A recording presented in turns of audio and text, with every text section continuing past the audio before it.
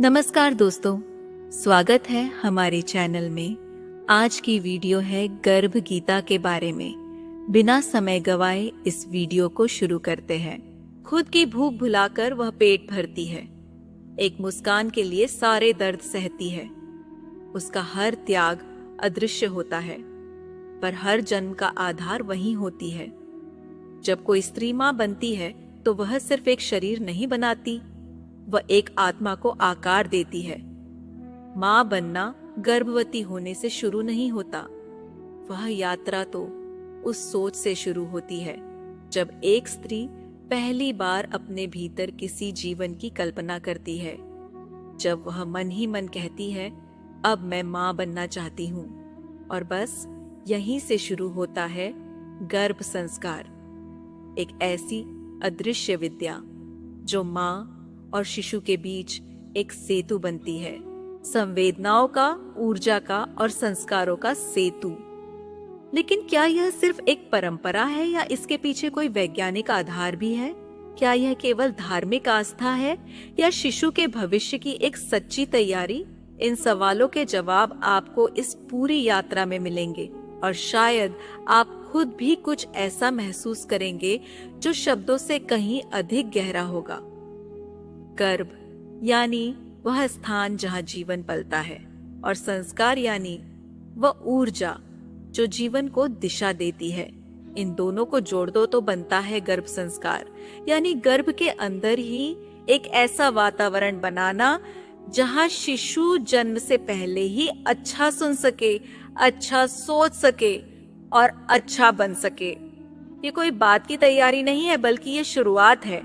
जब माँ के विचारों से ही शिशु का मन, उसका स्वभाव और उसका भविष्य आकार लेने लगता है।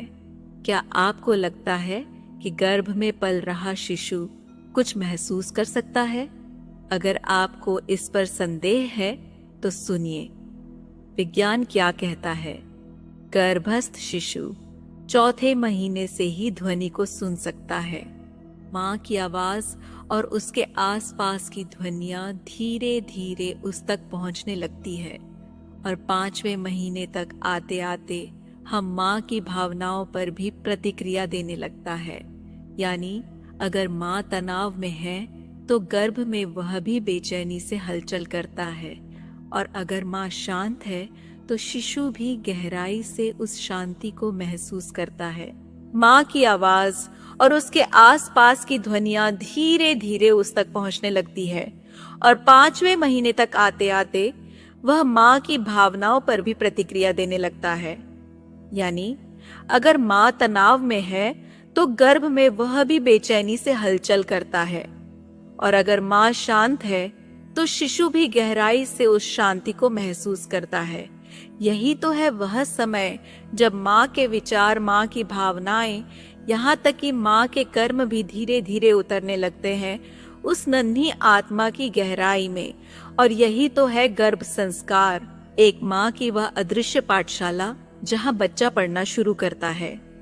न कोई किताब होती है, न कोई क्लासरूम, न ही कोई बोली जाने वाले शब्द। वहाँ होती है सिर्फ भावनाएं। माँ के भीतर की हर अनुभूति, हर स्पर्श, हर विचार उस बच्चे के भीतर उतरता चला जाता है, जैसे कोई नदी चुपचाप बिना शोर किए अपने किनारों को जीवन दे रही हो। क्या आप मानते हैं कि गर्भ में बच्चा कुछ सीख सकता है? अगर नहीं तो बस एक बार महाभारत की यह कहानी सुनिए। एक बार श्री कृष्ण अपनी बहन सुभद्रा को युद्ध की रणनीति समझा रहे थे। सुभद्रा गर्भवती थी और उनका बेटा अभिमन्यु उसी गर्भ में पल रहा था। सुभद्रा सुनते सुनते बीच में सो गई, लेकिन अभिमन्यु गर्भ में रहते हुए भी ध्यान से सब सुनता रहा। उसने चक्रव्यूह को तोड़ने की पूरी योजना समझ ली। उसके एक एक चरण, एक एक दिशा, सब कुछ वह सीख गया। और यही कारण था कि जब युद्ध आया, अभिमन्यु ने वह चक्रव्यूह तोड़ दिया जिसे बड़े बड़े योद्धा भी नहीं समझ पाए थे। अब आते हैं साइंस पर, क्योंकि यहाँ जो हमने अभी अभी सुना, अभिमन्यु की कहानी, ये सिर्फ एक पौराणिक कथा नहीं है। आज के आधुनिक साइंस भी यही कहती है कि गर्भ में पल रहा शिशु सिर्फ जी नहीं रहा होता, वह सीख रहा होता है। एक अंतरराष्ट्रीय रिसर्च में यह सामने आया है कि जिन मनुष्यों ने गर्भ संस्कार की परंपरा अपनाई, रोज शांत संगीत सुना, सकारात्मक विचारों पर ध्यान दिया और अपने गर्भस्थ शिशु से रोज संवाद किया, उनके बच्चे जन्म के बाद ज्यादा शांत थे, उनकी नींद बेहतर थी और वे भावनात्मक रूप से स्थिर पाए गए। यहाँ तक कि जब माँ रोज एक ही लोरी सुनाती थी तो वहीं लोरी जन्म के बाद भी बच्चे को तुरंत शांत कर देती थी, क्योंकि शिशु उस ध्वनि और उस रिदम से पहले से जुड़ चुका था। यानी गर्भ संस्कार कोई प्राचीन कथा नहीं या आज के विज्ञान की सच्चाई है। अब अगला हिस्सा और भी ज्यादा जरूरी है, जहां हम जानेंगे कि आज के समय में गर्भ संस्कार की जरूरत और भी क्यों बढ़ गई है। भारत में गर्भ संस्कार को जीवन का पहला संस्कार माना गया है। गर्भ संस्कार 16 प्रमुख संस्कारों में सबसे पहला है, जिसे शास्त्रों ने एक माँ की पहली साधना कहा है। मनुस्मृति, आयुर्वेद और गर्भ उपनिषद, इन सब में गर्भ संस्कार की विस्तृत चर्चा मिलती है। वहां सिर्फ शरीर की नहीं बल्कि आत्मा की तैयारी की बात की गई है। जब माँ ध्यान में बैठती है तो वह सिर्फ अपनी आंखें बंद नहीं करती, वह अपने भीतर पल रही आत्मा से जुड़ती है। जब माँ प्रार्थना करती है तो वह सिर्फ ईश्वर से नहीं बल्कि अपने गर्भ के ब्रह्मांड से संवाद करती है। यही तो है गर्भ संस्कार, कोई पुरानी परंपरा नहीं, कोई सामाजिक रस्म नहीं। यह वह संगम है जहां विज्ञान और श्रद्धा एक माँ के भीतर एक साथ रहते हैं। जब कोई इमारत बनती है तो उसकी नींव सबसे जरूरी होती है। ठीक वैसे ही जब माँ के गर्भ में एक बच्चा पल रहा होता है तो उसकी नींव बनते हैं माँ के संस्कार। गर्भ संस्कार 5 बातों पर टिका होता है। आइए एक एक करके उन्हें महसूस करते हैं। नंबर 1, माँ के विचार। जो माँ सोचती है वही उसके बच्चे की सोच बनती है। अगर माँ डरती है तो बच्चा भी वही डर भीतर ले आता है, और अगर माँ मुस्कुराती है तो वह मुस्कान उसके भीतर आत्मविश्वास बनकर पलती है। तो सुबह उठते ही बस अपनी हथेली पेट पर रखें और अपने बच्चे से 3 बातें कहिए। तू शांत है, तू बुद्धिमान है, तू प्रेम से भरा हुआ है। यही है उसके पहले विचार, इन्हीं से उसकी पहचान बनेगी। नंबर 2, संगीत और ध्वनि। गर्भ में शब्दों का नहीं, ध्वनि का असर होता है। बांसुरी, ओम, मंत्र, यह सब गर्भ में कंपन लाते हैं। कुछ राग जैसे यमन या भैरवी शिशु के मस्तिष्क को बहुत शांति देते हैं। जब आप अपने गर्भ से बात करती है तो वह सिर्फ आवाज नहीं होती, वह संस्कार होते हैं। हर रात सिर्फ 2 मिनट आंखें बंद करके बच्चे से कुछ कहे। तू मेरी रोशनी है, तू मेरे मन की शांति है, मैं तुझे पूरा प्यार और सुरक्षा देती हूँ। इससे बच्चा आपको नहीं, आपके दिल को पहचानने लगता है। नंबर 4, आहार और जीवन शैली। माँ जो खाती है वही शिशु के शरीर में बनता है, और जो सोचती है वही उसके मन में उतरता है। दिन की शुरुआत करें गुनगुने पानी और गायत्री मंत्र के साथ। खाना ताज़ा हो, सात्विक हो, जैसे शतावरी, बादाम, तुलसी, गाय का घी, और हाँ, जितना हो सके बाहर का पैकेट वाला खाना ना लें। नंबर 5, ध्यान और शांति। जब माँ शांत होती है तो बच्चा भी खुद को सुरक्षित महसूस करता है। हर सुबह 5 मिनट के लिए बस अपनी सांसों पर ध्यान दीजिए। एक मंत्र दोहराइए, ओम सर्वे भवन्तु सुखिनः। और अब जरा कल्पना कीजिए जैसे आप अपने गर्भ के अंदर एक हल्की सी रोशनी भेज रहे हैं जो आपके बच्चे को सुरक्षा और शांति के साथ ढक रही है। अगर आप ये 5 काम हर दिन सिर्फ 20 मिनट भी करें तो आप अपने शिशु को सिर्फ जन्म नहीं देंगी, आप उसे एक सुंदर आत्मा के साथ इस दुनिया में भेजेंगी। हम 5G के दौर में पहुंच चुके हैं, लेकिन शांति और स्थिरता कहीं पीछे छूट गई है। जिंदगी तेज हो गई है, पर भीतर एक अजीब सा खालीपन है और इसका सबसे गहरा असर आज की माँओं पर पड़ रहा है। आज की एक माँ की सच्चाई क्या है? हर समय मोबाइल की स्क्रीन की तरफ देखना, एक साथ ऑफिस और घर की दोहरी जिम्मेदारी, रिश्तों की उलझन और मन की असुरक्षा, नींद पूरी नहीं होती और ऊपर से डर मिसकैरेज का, सिजेरियन का, लेबर पेन का। यह सब चीजें शरीर को नहीं, सीधे गर्भ में पल रहे शिशु को प्रभावित करती है। इसी वजह से हम आपके लिए ऐसी वीडियो लाते हैं जिससे आपका मन शांति से जुड़ सके, क्योंकि बच्चा माँ की हर भावना को पूरी तरह से भांपता करता है। उसे कोई फिल्टर नहीं लगता। अगर मन शांत है तो बच्चा सुरक्षित महसूस करता है। अगर माँ बेचैन है तो बच्चा भी उस बेचैनी को भीतर उतार लेता है। साइंस भी यही कहता है। हार्वर्ड की एक स्टडी कहती है कि गर्भावस्था के दौरान का स्ट्रेस बच्चे में एंग्जाइटी, लो इम्यूनिटी और इमोशनल इम्बैलेंस का कारण बन सकता है। WHO के मुताबिक हर 3 में से एक गर्भवती महिला किसी न किसी मानसिक तनाव से गुजरती है, जो बच्चे के न्यूरोलॉजिकल डेवलपमेंट को प्रभावित करता है। इसलिए आज गर्भ संस्कार और भी जरूरी है। यह कोई परंपरा नहीं, आज के समय में यह एक हीलिंग थेरेपी है, माँ को मानसिक संतुलन देने का माध्यम, बच्चे को इमोशनल सुरक्षा देने की शुरुआत और पूरे परिवार को फिर से अध्यात्म से जोड़ने वाली एक कड़ी। एक माँ ने लिखा था, जब से मैंने संगीत और बच्चे से बात करना शुरू किया है, मुझे लगता है मेरा बच्चा मुझसे कम्युनिकेट करता है। और यही सच्चाई है। हम टेक्नोलॉजी से जितना जुड़ते जा रहे हैं, उतना ही डिस्कनेक्ट हो गए हैं अपने गर्भ से। और यही ब्रिज है गर्भ संस्कार, जो माँ को फिर से जोड़ता है अपने गर्भ से, अपने मन से और उस आत्मा से जो उसके भीतर पल रही है। जैसे कोई राजा ताज पहनने से नहीं, संस्कारों से राजा बनता है।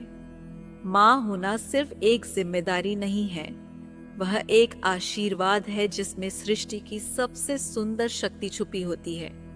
जब एक माँ अपने गर्भ से बात करती है तो वह सिर्फ शब्द नहीं बोलती, वह संस्कार भेजती है।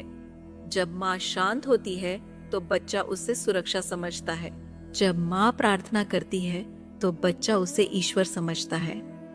और जब माँ मुस्कुराती है तो बच्चा उसे दुनिया समझता है। आपका गर्भ सिर्फ शरीर का हिस्सा नहीं है, वह एक दुनिया है जिसमें पल रही है एक आत्मा, जो इस भविष्य को आकार देने वाली है। आपके विचार, आपकी ध्वनि, आपका भोजन, आपके हर भाव का असर उस आत्मा पर पड़ रहा है। हर माँ के भीतर होती है एक देवी की शक्ति, एक गुरु की भूमिका और एक निर्माता की चेतना। गर्भ में सिर्फ एक बच्चा नहीं पल रहा, एक विचार पल रहा है जो एक दिन इस समाज, इस संस्कृति और इस संसार को बदल सकता है। अगर आप यह महसूस कर पा रहे हैं कि गर्भ में सिर्फ जीवन नहीं, एक पूरा भविष्य पल रहा है, तो यकीन मानिए, आप सिर्फ मां नहीं हैं, आप एक साधना है, एक शक्ति है, एक सृष्टि की निर्माता है। हमारी यह गर्भ संस्कार वीडियो सिर्फ जानकारी नहीं देती, यह वह भाव देती है जो आपके गर्भ को एक मंदिर बना सकते हैं, जहां पल रहा है आपका सपना, आपका प्रकाश।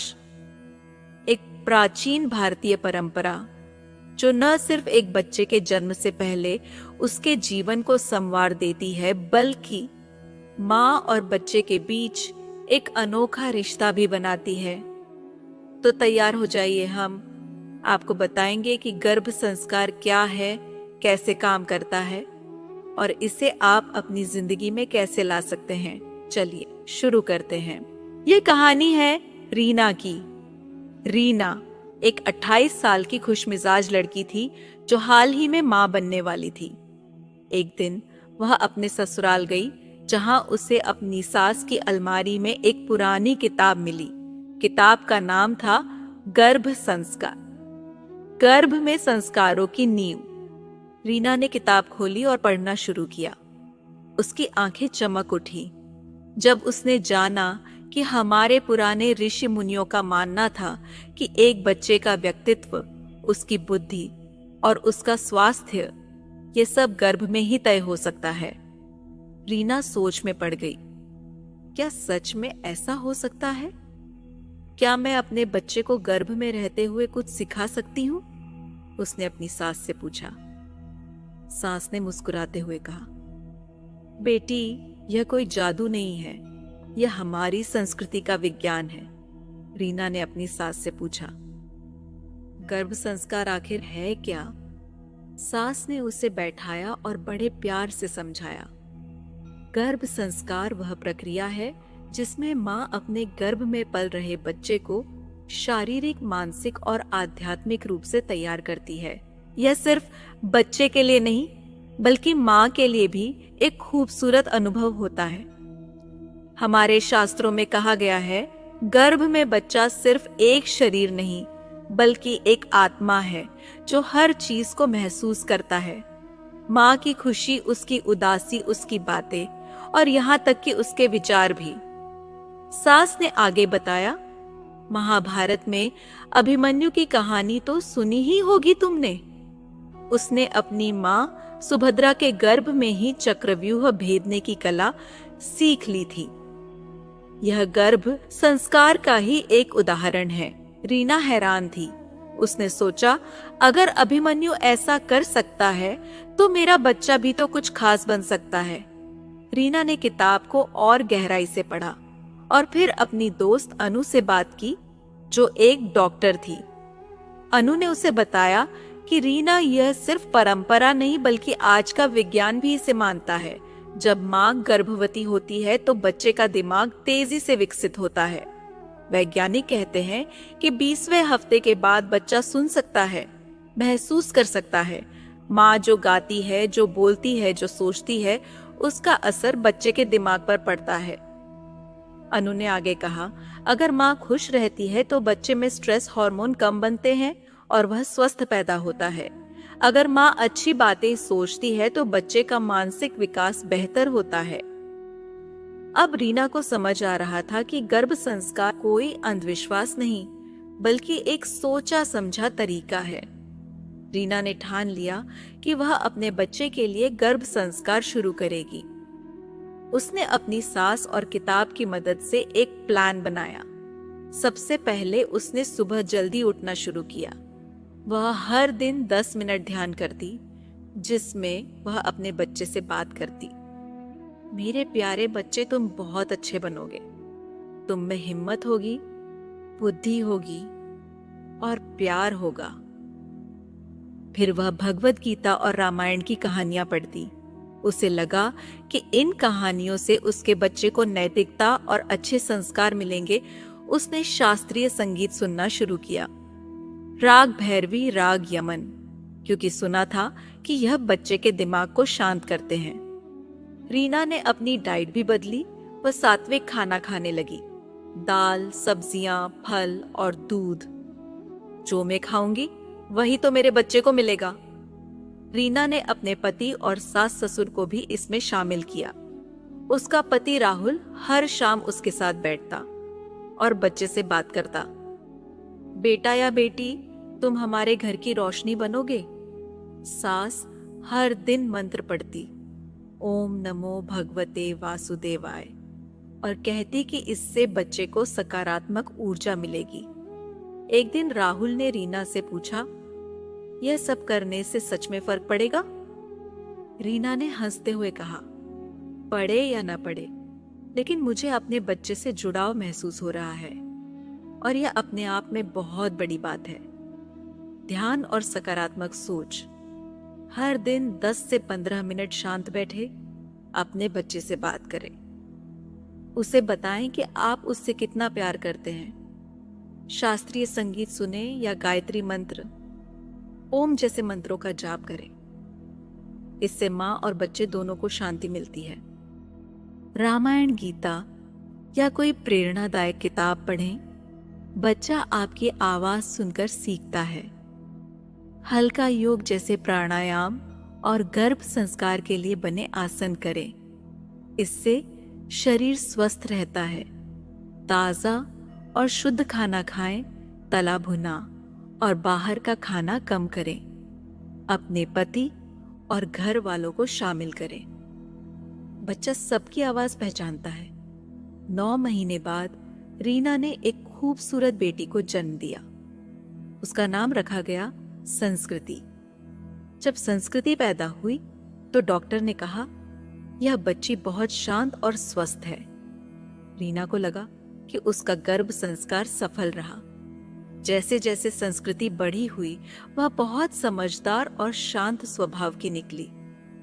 वह छोटी उम्र में ही कहानियां सुनना पसंद करती थी और उसकी मम्मी की आवाज सुनते ही चुप हो जाती थी।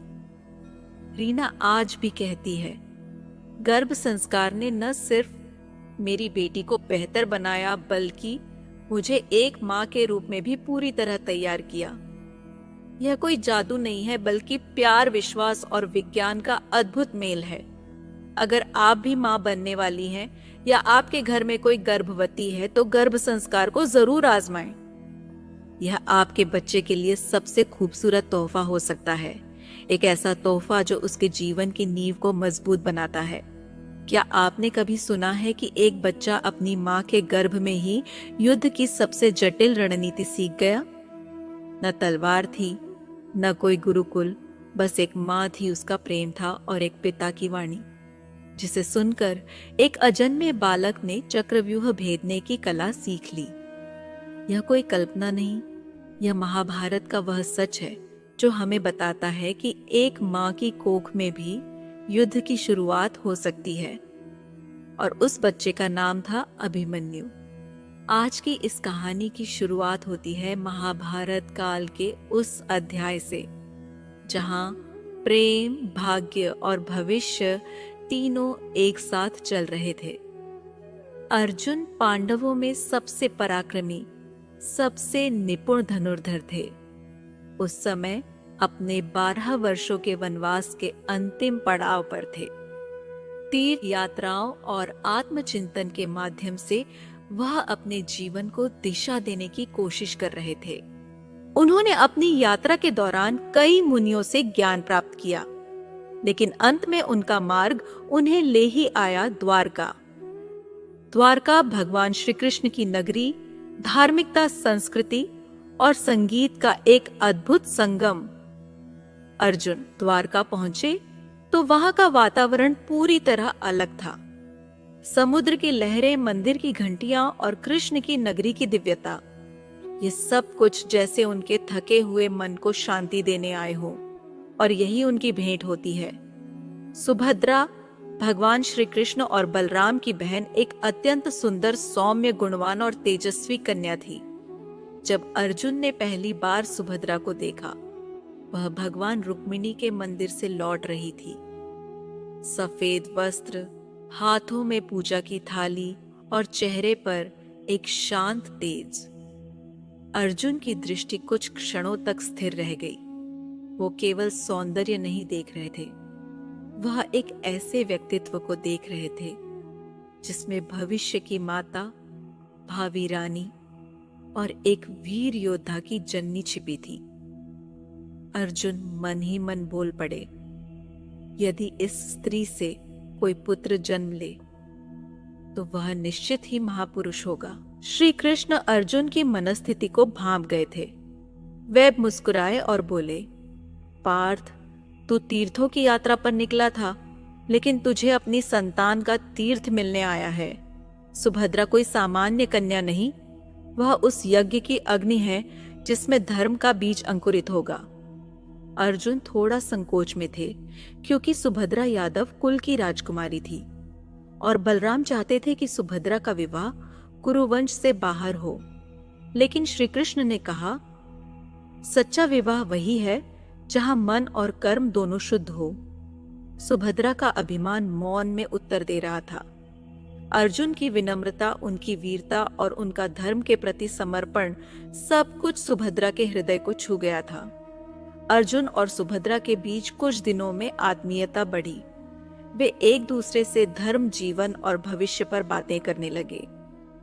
एक दिन समुद्र तट पर बैठे हुए सुभद्रा ने अर्जुन से पूछा, क्या आपको कभी डर लगता है युद्ध से?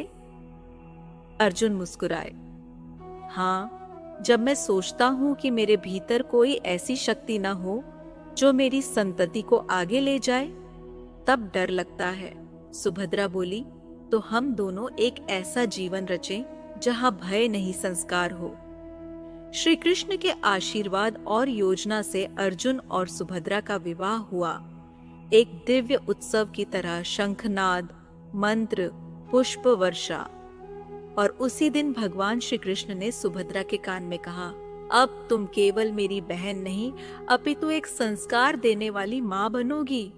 तुम्हारे गर्भ में जो आत्मा आएगी वह केवल योद्धा नहीं, वह धर्म का पुनर्निर्माण करेगा। यहीं से उस कथा की शुरुआत होती है जो केवल युद्ध के मैदान तक सीमित नहीं है, बल्कि गर्भ में शुरू हुई एक महान गाथा है। एक माँ, एक पिता और एक अजन्मे बच्चे के बीच का ऐसा पवित्र संवाद जिसने जन्म दिया अभिमन्यु को। विवाह के कुछ महीनों बाद सुभद्रा ने अर्जुन को वह शुभ समाचार दिया जिसका वह हृदय से इंतजार कर रहे थे। प्रभु, मेरे गर्भ में आपके पुत्र का जीवन अंकुरित हो चुका है।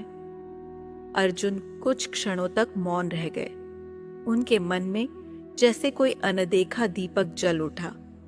उन्होंने सुभद्रा के चरणों में सिर रखकर कहा, तुम केवल मेरी पत्नी नहीं, अब इस राष्ट्र की भावी शक्ति की जननी बन चुकी हो। अर्जुन ने अपने शस्त्रों को शांति से एक ओर रख दिया।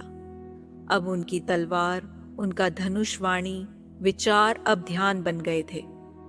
उन्होंने निश्चय किया कि मैं अपने पुत्र को गर्भ से ही योद्धा बनाऊंगा, लेकिन केवल बाहुबल से नहीं, बुद्धि, विवेक और धर्म से सुसज्जित योद्धा।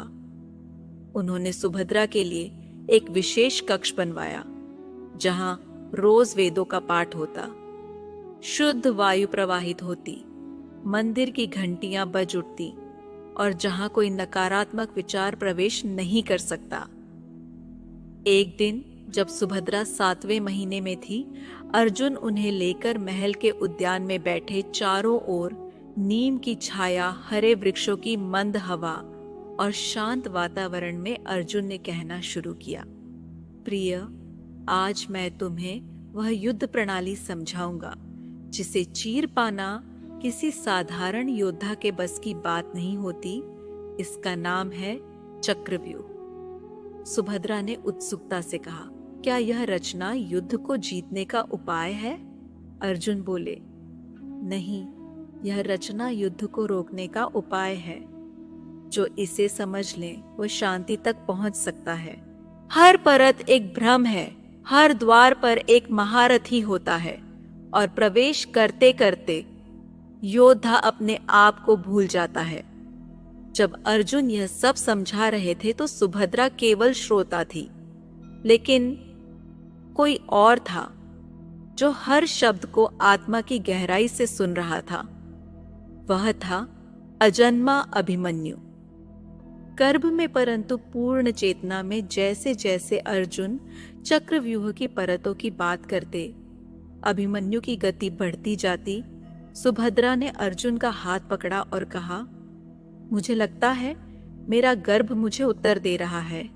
अर्जुन मुस्कुराए और बोले, वह कोई साधारण आत्मा नहीं है। उसे यह ज्ञान अब आत्मा की स्मृति में अंकित हो रहा है। अधूरी शिक्षा एक नियति है। लेकिन जब अर्जुन 7वीं परत तक पहुंचे और बाहर निकलने की विधि बताने ही वाले थे, तभी सुभद्रा को अचानक नींद आने लगी। गर्भ का भार, मौसम की गर्मी और गूढ़ ज्ञान की थकान, और सुभद्रा सो गई। अर्जुन ने भी बात रोक दी, पर शायद नियति को यही मंजूर था। अभिमन्यु ने चक्रव्यूह में प्रवेश करना सीख लिया था, पर निकलने का मार्ग अधूरा रह गया। परंतु श्री कृष्ण की दृष्टि में यह भी पूर्ण था।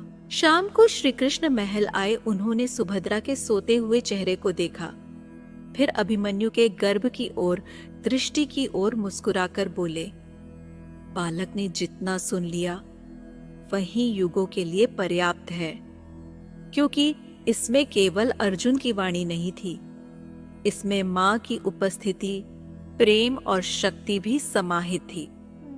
उन्होंने सुभद्रा के सिर पर हाथ रखा और कहा, यह बालक तुम्हारे गर्भ से नहीं, तुम्हारी श्रद्धा से जन्म लेगा।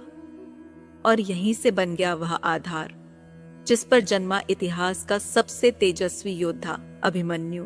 तो दोस्तों, आज आपने सुना कि कैसे अर्जुन ने गर्भवती सुभद्रा को चक्रव्यूह की जटिल रचना समझाई और कैसे मां के गर्भ में पल रहा बालक अभिमन्यु हर शब्द को आत्मा में उतारता चला गया, लेकिन वह ज्ञान अधूरा रह गया।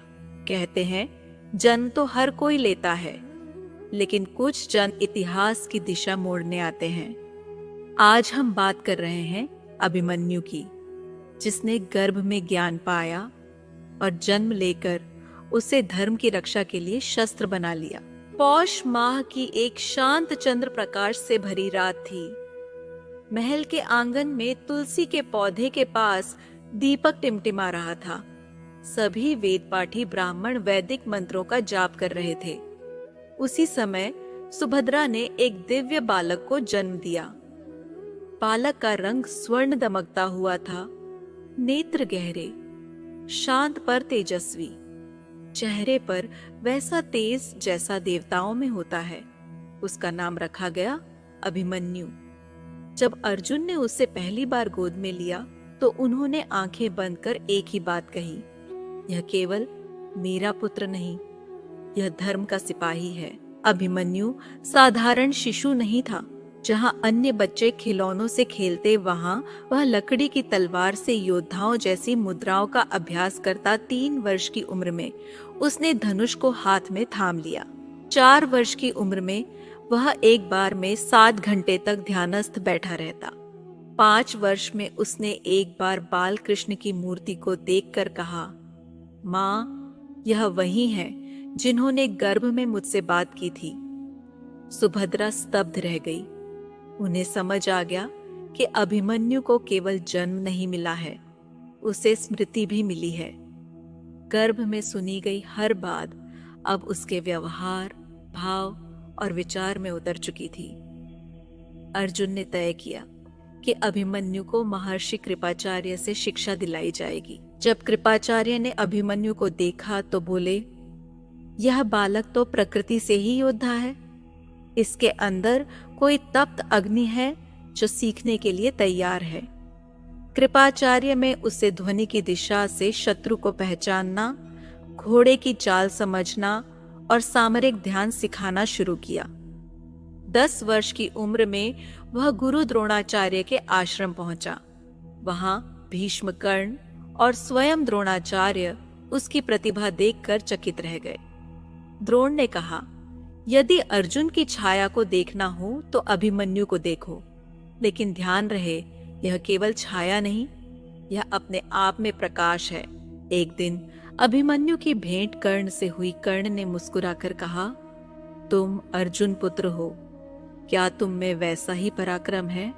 अभिमन्यु शांत भाव से बोला, मेरे पास गर्भ की शिक्षा है और उसमें डर सिखाया ही नहीं गया।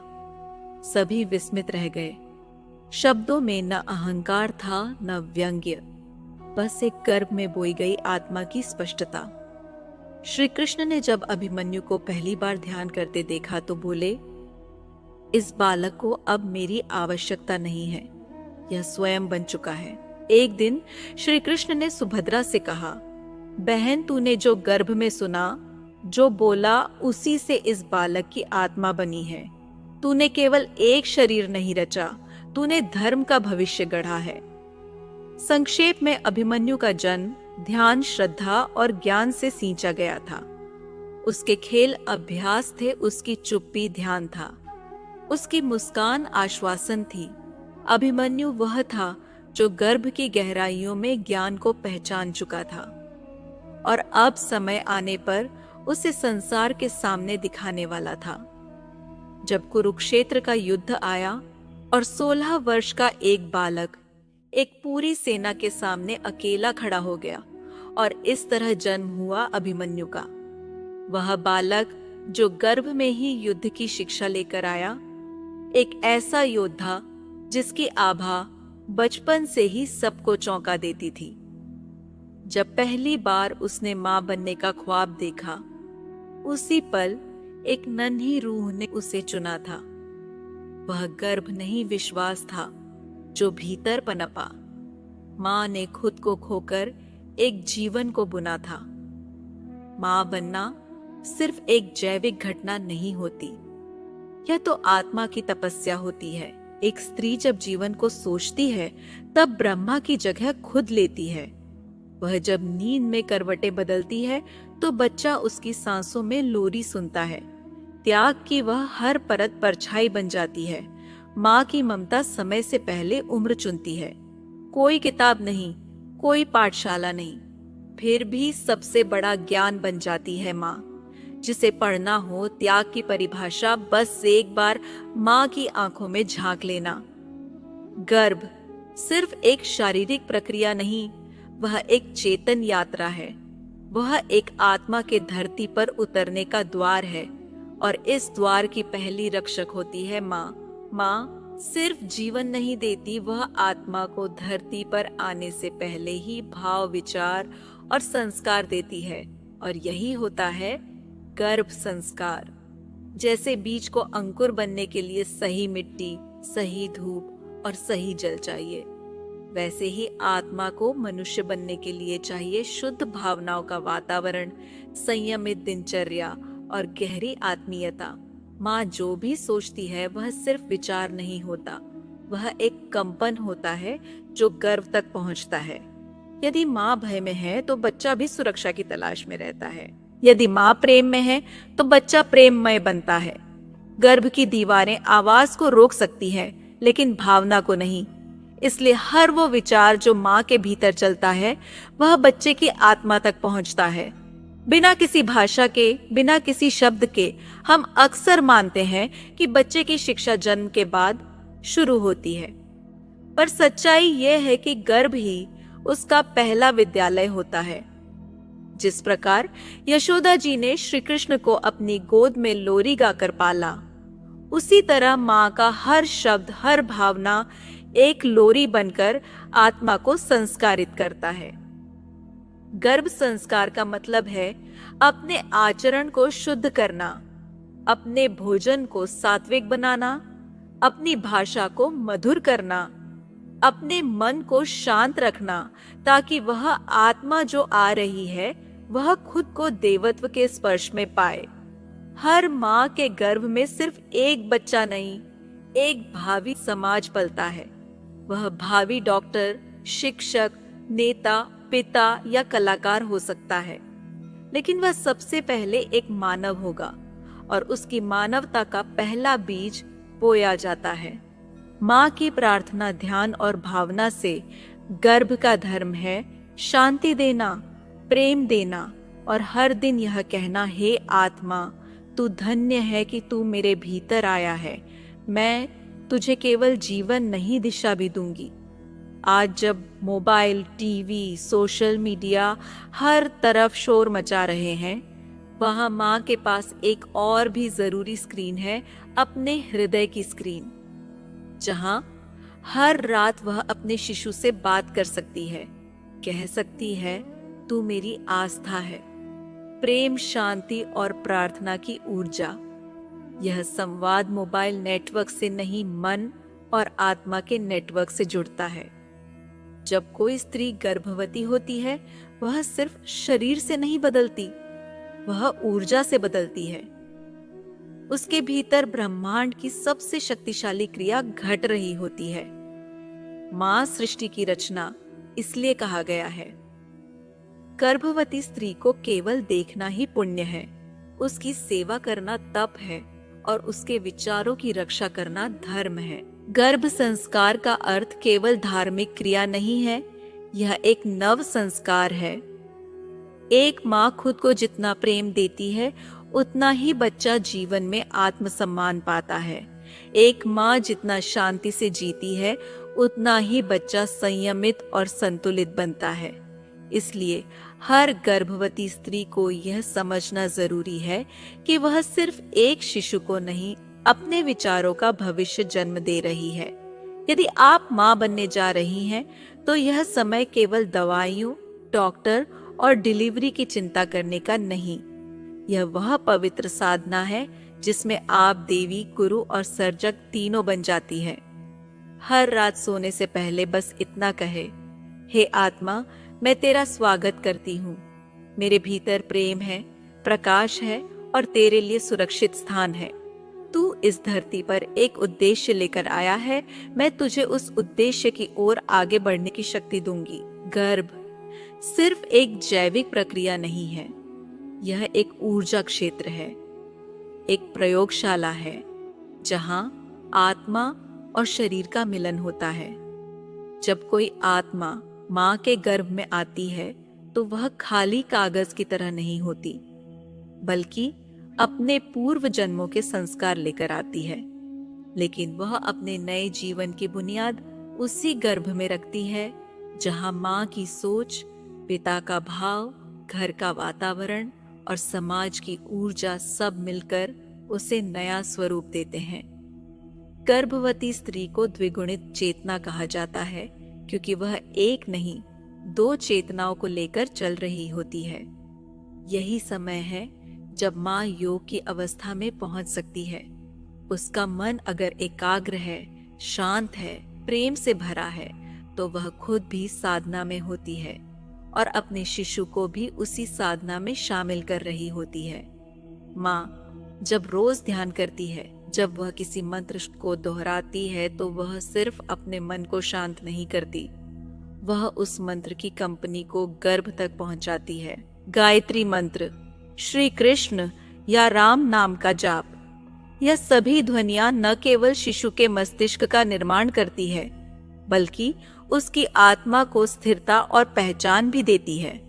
क्या आपने कभी सोचा है कि मां जब रात को कोई कहानी सोचती है, कोई कल्पना करती है, तो वह भी गर्भ में जाता है। इसलिए गर्भावस्था में अच्छी पौराणिक कथाएं सुनना, गीता का पाठ करना, महापुरुषों के चरित्र पर चिंतन करना, यह सब शिशु के संस्कारों में उतरता है। जैसे शिशु एक दिव्य रेखा चित्र हो और मां उसकी रेखाएं खींच रही हो। घर का वातावरण, रिश्तों का प्रेम, बोलचाल की भाषा, यह सब मां के भीतर ऊर्जा बनकर पहुंचते हैं और वहीं से शिशु तक जाते हैं। यही कारण है कि गर्भवती स्त्री को शुभ विचारों, अच्छे लोगों और शांत वातावरण में रहने की सलाह दी जाती है। यह कोई रूढ़ी नहीं, बल्कि सूक्ष्म विज्ञान है। अक्सर गर्भ संस्कार की चर्चा में मां का जिक्र ज्यादा होता है, लेकिन पिता की भूमिका भी उतनी ही महत्वपूर्ण है। जब पिता अपने शिशु से संवाद करते हैं, जब वे मां के साथ समय बिताते हैं, तब वह ऊर्जा भी शिशु को मिलती है। यह संवाद, यह भाव शिशु को संतुलित बनाते हैं, मानसिक रूप से भी और आत्मिक रूप से भी। गर्भधारण क्षण कोई साधारण क्षण नहीं होता, वह क्षण सृष्टि के एक सबसे गहरे रहस्य से जुड़ा होता है। जीवन के बीज का धरती से मिलना, और यह मिलन सिर्फ शरीर में नहीं होता, यह सबसे पहले मन और आत्मा में होता है। सबसे पहले इस जीवन को स्वीकार कीजिए। मन ही मन अपने आप से कहिए, मैं एक जीवन को अपने भीतर जगह दे रही हूं। यह मेरा सौभाग्य है, ये मेरा धर्म है। यह भाव शिशु के पहले अनुभव को आकार देगा। गर्भ की पहली ऊर्जा है मौन। इस दिन से आप दिन में 10 मिनट मौन रहिए। सिर्फ अपनी सांसों को महसूस कीजिए, मन में दोहराइए, मेरे भीतर जीवन बह रहा है। मौन के भीतर गर्भ खुद आपसे बातें करेगा। गर्भ में पल रहा जीवन अब आपके भोजन से बनना शुरू करेगा। इस दिन से ही आप एक संकल्प लें, मैं वही खाऊंगी जो जीवन देने वाला है। गर्म पानी, मौसमी फल, बादाम, तुलसी, यह सिर्फ पोषण नहीं, ऊर्जा है। अब शिशु के चारों ओर कंपन बनाइए। बांसुरी, शांत लोरी या कोई राग रोज 15 मिनट सुने। ध्वनि गर्भ की पहली शिक्षा होती है। जिस संगीत को आज आप सुनेंगी, कल वही आपके शिशु को दुनिया से जोड़ने वाला माध्यम बनेगा। अब दिन में एक बार शांति से बैठकर अपने गर्भ से बात कीजिए। कोई कहानी सुनाइए, कोई बचपन की बात। तू जानता है, जब मैं छोटी थी तो चांद से बातें करती थी। क्या तू भी चांद से बात करेगा? आज एक दीप जलाए। भगवान से नहीं, अपने भीतर पल रहे देवत्व से संवाद कीजिए। मंत्र कहिए, हे जीवन, तू प्रेम से जन्म ले, तू शक्ति से बढ़े, तू प्रकाश बने। घर के सभी बड़े बुजुर्गों से शिशु के लिए आशीर्वाद लें। यह भाव भी उसके गर्भ के चित्त में उतर जाएगा। आज एक विशेष साधना करें। अपने शिशु को कल्पना में देखिए, 5 साल का, 10 साल का। उसकी आंखों में देखिए। आप जैसे सोचेंगी वैसे ही भाव गर्भ में जाएगा। तू अच्छा इंसान बनेगा, तू करुणा से भरा होगा, तू सच्चा होगा, तू प्रकाश होगा। मैं सिर्फ शरीर नहीं बना रही, मैं एक आत्मा दे रही हूं। दोस्तों, आज की हमारी इस वीडियो में बस इतना ही। हमारे साथ अंत तक बना रहने के लिए आपका बहुत बहुत धन्यवाद। मिलते हैं आपको एक और ज्ञान भरे वीडियो के साथ। तब तक के लिए अपना ख्याल रखें। धन्यवाद।